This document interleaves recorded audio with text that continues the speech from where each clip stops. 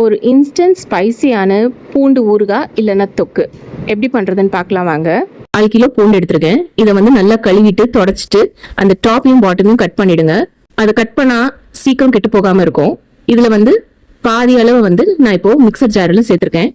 மீதி அப்படியே வச்சுக்கலாம். இதை மட்டும் கொரப்பா தண்ணி சேர்க்காம இந்த மாதிரி விழுதா அரைச்சு எடுத்துக்கோங்க. ஒரு ஃப்ரைங் பேன்ல 1 டீஸ்பூன் கடுகு, ஒரு 1/2 டீஸ்பூன் வெந்தயம் செவக்க வறுத்து இந்த மாதிரி பொடிச்சுக்கோங்க. இப்போ ஒரு கடாயை சூடுபடுத்தி அதுல ஒரு 1/2 கப் அளவுக்கு நல்லெண்ணெய் சேர்த்துக்கலாம்.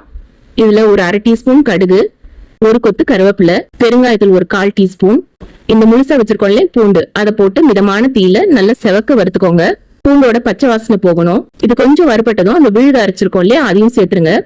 விழுது சேர்த்தோன்னா அடி பிடிக்கும். சோ மிதமான தீயில கைவிடாம நல்லா செவக்க வறுத்து எடுத்துக்கோங்க. இந்த மாதிரி நல்லா பொன்னிறமா வரணும், தீச்சிடக்கூடாது.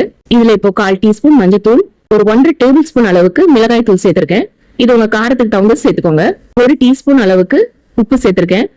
உப்பு கொஞ்சம் ஜாஸ்தியா இருக்கலாம். இதை எல்லாத்தையும் நல்லா கலந்து விட்டுக்கோங்க. இப்ப புளி தண்ணி ஒரு 1/2 கப் அளவுக்கு புளி கரைசல் சேர்த்திருக்கேன். எல்லாத்தையும் நல்லா மிக்ஸ் பண்ணி விட்டுடுங்க. இதை இப்போ மூடி போட்டு ஒரு 5 to 7 நிமிஷம் நல்லா வேக விடுங்க. அப்பப்போ திறந்து கிளறி விட்டுக்கோங்க, இல்லைன்னா அடி பிடிச்சிரும். இந்த மாதிரி ஊறுகாய் நல்லா சுண்டி வரும். அடி பிடிக்காம கிளறி விட்டுட்டே இருங்க. நல்ல ஒரு கெட்டியான தொக்கு பதத்துக்கு வரும்.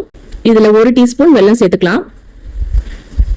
ஒரு 1/2 டீஸ்பூன் அந்த கடுகு வெந்தய பொடி இருக்கு இல்லையா அதை சேர்த்துக்கலாம். ரொம்ப சேர்த்துறாதீங்க, கசந்துரும். இதையும் போட்டு நல்லா மிக்ஸ் பண்ணி விட்டுக்கோங்க. இப்ப அடுப்பு ஆஃப் பண்ணிடுங்க. இந்த ஊறுகாய் இப்ப நல்லா ஆறட்டும். நமக்கு நல்ல பெர்ஃபெக்டான கன்சிஸ்டன்சில வந்திருக்கு. ஒரு நல்ல ஸ்டெர்லைஸ்ட் கிளாஸ் பாட்டில் இல்ல செராமிக் ஜார்ல இந்த ஊறுகாவை ஸ்டோர் பண்ணிக்கோங்க. இந்த ஊறுகாய் 3 வாரம் வரைக்கும் கெட்டு போகாம நல்லா இருக்கும். இது இட்லி, தோசை, சப்பாத்தி, பூரி, பொங்கல், அப்புறம் தயிர் சாதம் கூட சாப்பிட ரொம்ப சூப்பரா இருக்கும். எப்படி இருக்குன்னு செஞ்சு பார்த்துட்டு உங்க வியூஸை கமெண்ட்ஸ்ல சொல்லுங்க. தேங்க்யூ ஃபார் வாட்சிங்.